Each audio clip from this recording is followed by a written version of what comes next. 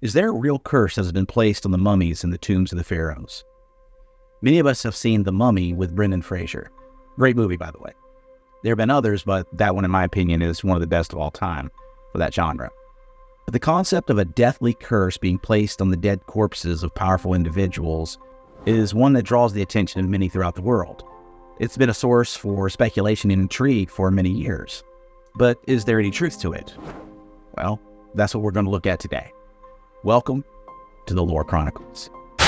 In the hallowed deserts of ancient Egypt, a chilling tale unfolded. A tale whispered through the corridors of time, echoing the curses of a long-lost pharaoh. The legend spoke of King Tutankhamun, a boy king who ascended to the throne amidst the shadows of mysterious curses that clung to the sacred tombs. Centuries ago, as the sands of time swirled around Tutankhamun's burial site, Howard Carter, an intrepid archaeologist, dared to defy the warnings etched in hieroglyphics. With each crack of the seal, a spectral chill rippled the air. Carter's team delved into the sacred chamber, unaware of the looming darkness that would soon unfold. Among the treasures that emerged from the depths of the tomb were two daggers. One forged from the celestial bodies themselves, a meteorite blade whispered to carry an otherworldly curse, the very essence of the cosmos embedded in its metallic veins. As Carter marveled at the unearthed relics, a foreboding presence hung in the air. A cobra, the symbol of Egyptian royalty, slithered ominously into Carter's life. A canary's lifeless form lay in its venomous embrace, a macabre omen that stirred whispers of a curse among the locals. The first victim of the ancient wrath was Lord Carnarvon, the financier of the expedition. Bitten by a mosquito, he succumbed to a mysterious ailment, his life slipping away like the sands through an hourglass. The media frenzy painted a canvas of superstition, with tales of dire punishment echoing through the headlines. Sir Arthur Conan Doyle, the mastermind behind Sherlock Holmes, wove a web of intrigue, suggesting that elemental forces, guardians crafted by Tutankhamun's priests, sought vengeance for the intrusion. Laughter and jest echoed as Lord Carnarvon entered the tomb, only to be silenced by an eerily accurate prophecy. Amidst the chaos, Carter, the skeptic, stood resolute. His diary held tales of a jackal sighting, an omen of Anubis, the guardian of the dead. Yet, he dismissed the curses as mere tummy rot, a sentiment echoed by the Egyptologist community. The extraterrestrial daggers, one of gold and the other a celestial blade, held secrets that transcended mortal understanding. The iron blade, crafted from a meteorite, bore witness to the interstellar wrath. Skeptics debated, scientists analyzed, yet the legends endured. In the heart of it all, Lady Evelyn Herbert, Lord Carnarvon's daughter, stood as a testament to resilience. She who ventured into the tomb's depths defied the specter that sought to claim her. The world watched as survivors emerged from the shadows, defying the ancient prophecies. But the saga did not end there. A mysterious letter penned by Mary Corelli spoke of dire consequences for those who dared to disturb the pharaoh's rest. An echo from the past foretold doom, weaving the curses into the very fabric of reality. As the tales of King Tut's curses echoed through the corridors of history, one question lingered. Was it the wrath of the ancient gods, or a cosmic force that sought retribution? The meteorite blade, an artifact from the heavens, whispered secrets that transcended time, leaving an indelible mark on the annals of Egyptology. The legend of Tutankhamun's curse endured, a haunting melody that echoed through the ages, leaving the curious and the skeptical alike to ponder the mysteries that lay entombed in the heart of the ancient sands. Now, was it real though? Okay, the story I just told you was kind of made up, but there are facts that were interwoven throughout that I think you'll find interesting. At least I did. Want to learn about them? I thought so. Let's take a look. The mummy that draws the largest amount of intrigue is that of King Tutankhamun, also known as King Tut. Let's look at some basic facts about this mysterious ruler, and then we'll examine whether or not a curse actually exists on his tomb. In 1922, in the Valley of the Kings, Howard Carter unearthed the intact tomb of Tutankhamun, an ancient Egyptian king from the 14th century BC. Tut, as we'll call him, reigned from 1333 to 1323 BC and had a pretty eventful time.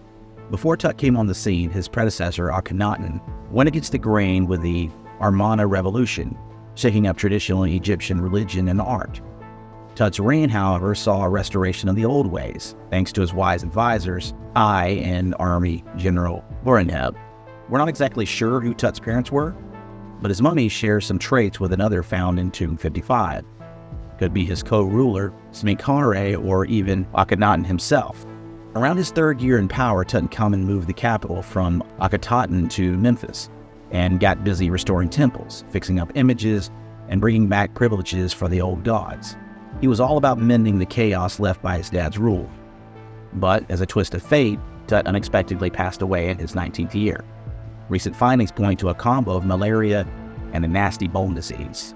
Sadly, he left no heir. So I stepped in, taking the throne after him. Now, Tut's tomb, that's where the real treasure hunt begins. Inside, Howard Carter found a bling fest. Golden coffins, a snazzy portrait mask on Tut's mummy. It's like Pharaoh's version of a VIP room. Here's the kicker, though. Despite all the cool stuff, Tutankhamun's post-mortem fate was a bit rough. His name got wiped from the king list, and his buddy Horemheb swooped in to take over. So there you have it, the whirlwind life and legacy of Tutankhamun, from the Valley of the Kings to that iconic golden mask. It's a tale of ancient Egypt that keeps us intrigued even today. So what keeps us on suspense is the idea of the curse. Let's take an in-depth look at that and how it affected the lives of those who came in first contact with King Tut's remains. So going back to 1922 in the Valley of the Kings, it bore witness to a pivotal role as Howard Carter uncovered the untouched tomb of Tutankhamun. It initiated a sequence of events intertwined with the eerie notion of curses and unexplained deaths. Curses, although seldom encountered, held a significant place in the tombs of the Old Kingdom. Antifi's tomb issued a stern warning to wrongdoers, while Kitakifa Aikiki's inscription foretold judgment for those impure. In the post-Old Kingdom era, curses took a more severe turn, invoking the wrath of Thoth and the destruction of Sekhmet. Zahi Hawass recounted a curse proclaiming doom for anyone disturbing a pharaoh's rest. The specter of the curse came to the forefront with the untimely deaths of several members of Howard Carter's team and other notable visitors to Tutankhamun's tomb shortly thereafter. The opening of Tutankhamun's tomb in 1922 marked the onset of the modern era of Egyptology. James Henry Breasted, a renowned Egyptologist, shared an unsettling account from Carter's early tomb exploration. A mysterious incident involving a cobra and Carter's canary fueled local rumors of a curse that we talked about earlier in our story. Remember Sir Arthur Conan Doyle, the creator of Sherlock Holmes we talked about? Well, he also speculated on the involvement of elements, as he called them, created by Tutankhamun's priests, adding to the media's intrigue. That's the funny thing about stories. You can tell these stories and just add a little bit of flavor, but the truth is sometimes a bit more intriguing than the story that was made up. The first casualty in this unfolding drama was Lord Carnarvon, the generous financier of the excavation. His demise, linked to the mosquito bite, became the focal point of sensational stories. Scientific examinations and speculations circled around Tutankhamun's autopsy and the potential role of toxic fungi, though connections to the alleged curse remained contentious. Howard Carter, the central figure in this saga, maintained skepticism toward curses, dismissing them as baseless superstitions. Despite tales of misfortune, many involved in the tomb's discovery led long and healthy lives. So why not be skeptical, right? A study revealed that of the 58 individuals present during the tomb opening, only 8 succumbed within a dozen years. But that's still crazy. In 1925, anthropologist Henry Field recollected a peculiar incident revolving a cursed paperweight, further adding to the mystique surrounding Tutankhamun's tomb. Howard Carter's skepticism endured, and the scientific community continued to scrutinize claims of curses and their potential links to deaths. The narrative of Tutankhamun's curse remains a captivating blend of historical revelation, media sensation, and lingering mysteries perpetuating the allure of ancient Egypt. When we take all the facts that I just gave you, and you put it all together like in a list, this is what I find weird. Let's look at some of these issues. George Herbert, the 5th Earl of Carnarvon, we talked about him being the financial backer of the excavation. He was present at the tomb's opening, died on April 5th, 1923, after a mosquito bite, became infected. He died 4 months and 7 days after the opening of the tomb. George J. Gould I, a visitor to the tomb, died in the French Riviera on the 16th of May in 1923 after he developed a fever following his visit. A.C. Mace, a member of Carter's excavation team, died in April 1928, having suffered from pleurisy and pneumonia in his final years. The Honorable Richard Bethel, Carter's secretary, died on the 15th of November, 1929. He died in bed in a Mayfair club, the victim of suspected smothering. Howard Carter opened the tomb on the 16th of February, 1923, and died well over 16 years later on the 2nd of March, 1939. However, some still attributed his death to the curse. Now, it's easy to take all of these things together. When you look at them like that, it seems like there could be a connection. But then again, this is the 1920s and into the 1930s. What was the life expectation? Especially of those who are traveling around the world and getting bit by exotic mosquitoes and things like that. You could understand that there would certainly be some skepticism. But again, look at this being in the 1920s and the 1930s, and when you put superstition and things like that involved, you can see where people may have come up with the idea that this could be cursed. It's still intriguing, and the coincidences make for a fascinating tale. Okay, so we talked about Tut's dagger. I'd like to take a deeper look at that real quick. Now, this might sound like something out of a sci-fi movie, but bear with me.